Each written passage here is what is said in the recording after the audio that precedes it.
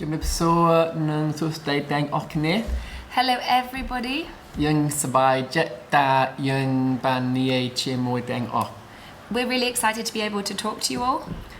Hi everyone at Jubilee Church in Derby. Want to say greetings from Siem Reap and want to say thank you for sharing Graham and Kezia with us. You've come all this way from England. Have been a really great support to us. Great to be able to show these guys around the church that we are leading and a future project we want to run, an education centre. So thank you for being generous and allowing them to come and be with us here in Siem Reap. Yeah, specifically we want to thank you as a church. You generously give us some money every month. And this cannot be underestimated. Without your support, we can't be here. Although it seems that we live in a country that maybe is quite a cheap place to live, it's actually incredibly expensive for us. So we have to pay for medical care every year, school fees, and a manner of other issues come up all of the time. So thank you so much for your support. It really is incredible and blesses us every month, and in fact keeps us here. Also, we are really excited to be in the place that we are. As many of you know, in fact you know from the beginning, our intention was to build a church in Siem Reap, and it's been lovely to have Graham and Kezia here to see our church now. It's incredibly multicultural. We are a dual language church. We have people from nearly every nation, and we are loving and serving Jesus Christ in Cambodia. So thank you for your support and your love. It means more than you could ever know. Thank you so much. Thank you so much. Jubilee. Cool. So that was Sam and Abby, who Kezia and I went to see. We had a week. We were there for just under a week. Had a really great trip. Do you want to see some photos as well? Yeah, we got some. What do you reckon, Nick? Is that going to be viable? And I can tell you about the trip as some photos appear on the screen if that works as well. And as Abby said, we're supporting them as a church. So part of our giving, we support what they're doing in Siem Reap. And I went out to be with them and see what they're doing, what they're building. Went on behalf of the Christ Central team that I'm part of as we're working with them and encouraging them in what they're doing as well. So this has been a church plant that has been thought about and prayed about for a very long time. They've been in Cambodia for a little while, in Phnom Penh, the capital, learning language and culture, getting ready for moving to Siem Reap. They've been in Siem Reap around about a year, started off meeting in their home. Sound familiar, anybody? And started to gather a few people. And now they're meeting in an international school. You'll see a photo, hopefully, in a minute. And they're probably gathering around about 70 people. And that's a mix of Westerners, local Cambodians, people from the UK, from Australia, and Germany as well. What was really funny, because Steve isn't here, is he? What was really funny is as a church, we're particularly involved in two church plants internationally, Siem Reap and Chemnitz in eastern Germany. So there I am in Siem Reap chatting to this couple from Germany, and they're in Leipzig, which is quite near to Chemnitz. She goes, "Oh yeah, my brother's in Chemnitz." So there we are, sort of 6,000 miles away in Cambodia, chatting to this couple, and the woman says, "Oh yeah, my brother lives there." Where we're planting a church, supporting them, Marcus and Leah in East Germany as well. So that was a lot of fun, just meeting a lot of people. Great to meet some of the local Cambodian folk as well. What the challenge was it was election day last Sunday. So that meant that if you were Cambodian and you were voting, you needed to go back to your home village to cast your vote. So you had to go back to your home province, your home village, make sure the village chief acknowledged you, and then cast your vote. So even that was like, I'm sure I read a Bible story sometime about someone having to go back to the village for a census or something. So it's just very, very familiar. So it meant that a number of people that would normally have been there weren't there.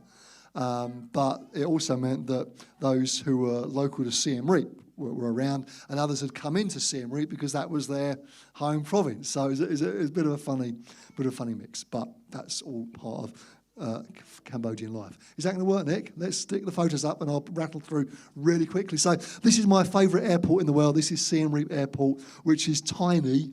I mean, it's just brilliant. I love it. It's just so quick to get through. As you come off the plane, your luggage is there, you just sort of walk straight out. It's just fantastic. And equally, on the way back, checking in and security happens in minutes. You look okay, and through you go, really. It's great.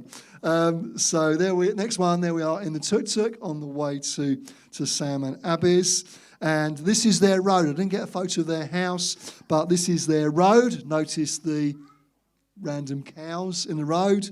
So around here you might get some cats walking down your road. In there you'll get some cows walking down your road. It's rainy season, so the road gets very, very muddy and wet, as you can see there. On the Saturday we did the tourist thing, and I wanted to take us to Angkor Wat, which is a massive area just outside Siem Reap. There's ancient temples and certainly a big tourist draw for that area. But it was good to see that and have some photos there. You can just cycle through those. There we are. And then we get to photos from Sunday. So this is their Sunday meeting. The second photo here zooms in on the screen. So their worship songs, first line is Khmer, second line is Western script phonetic Khmer. So if you're learning Khmer, it helps you to pronounce the words and be able to sing along as well. And then the third line is English. So all their songs are like that, and all their songs are sung in both Khmer and English. In fact, the whole meeting is dual language in Khmer and English, which is brilliant. So it's not like it's you can only go if you understand English. No, it's all in Khmer and English. So what was brilliant is Sam was telling me a story of actually a Western couple that were able to invite their non-Christian Khmer neighbours who don't speak English, but they could invite them to church because they knew that everything would be translated.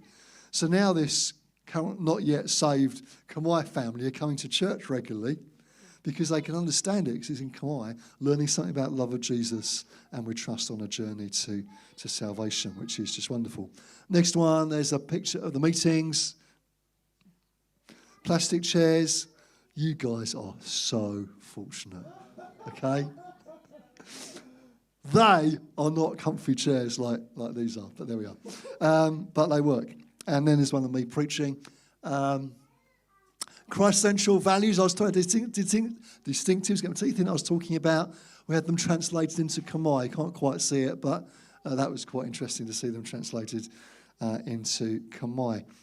On the Monday, we went to see a project that happens just outside the city in some villages that surround the city dump. And traditionally, the work that's carried out by people in the villages is on the city dump, retrieving what they can to eat or to sustain themselves and retrieving what can be sold. And they most commonly send the kids onto there because the kids are lighter and less likely to fall through the rubbish. So it's just a really very, very poor place, really tough environment, and not a lot of opportunities actually. If you grow up in that environment and you don't get access to education, probably your trajectory is to work on the dump, maybe like other members of your family. But there's a project there that they're starting to be involved in that takes, it does a number of things. You can cycle through a few of these photos, Nick. That one there is a sewing project, so it takes some ladies who would have been working on the dump, teaches them to sew and provides employment for them, so they're paid. So for the products they make T-shirts and bags and all sorts. The day starts with devotions and learning about Jesus and some education and some English and Khmer lessons as well. Then the rest of the working day is to make the products. You can see the sewing machines there. I've never got so excited about sewing machines in my life. So that's really good. That's part of the project. Then what they've also started to do, this particular couple that are running this, They're started like an engineering, sort of bit of an engineering business. They started off making playgrounds. They've done some playground making. That's been sort of spun off into another area now. Currently, guess what these are? What do you think that is? I would take guesses. Anybody? No, not a slide. Be a good slide, though. Give you a clue. Water. Anybody? A swimming pool. Swimming pool. Nearly. It's a swimming pool for fish. So what they're doing is a fish farming business, and you drop these containers into the water. I think there's a photo in a second there, Nick, in the water, and you can intensively farm them. You can feed them. Well, you can contain them. There's plenty of space to swim around, but you can contain them, and then they can be sold. There they are, actually in situ, and it's a great business. And so they're helping families around these villages set themselves up in business to do this and to be able to sell the fish, sell the product that they're making.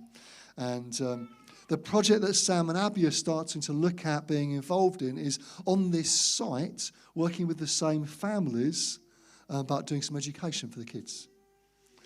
So some of it's up and running already. Some of it they'll be looking at starting later in the year. So really exciting. Who thought that fish farming was such a thing? But it really is giving many of these families a real hope of the future. And again, they're learning about Jesus as they're learning how to make this stuff as well. Fab, isn't it? Isn't it good?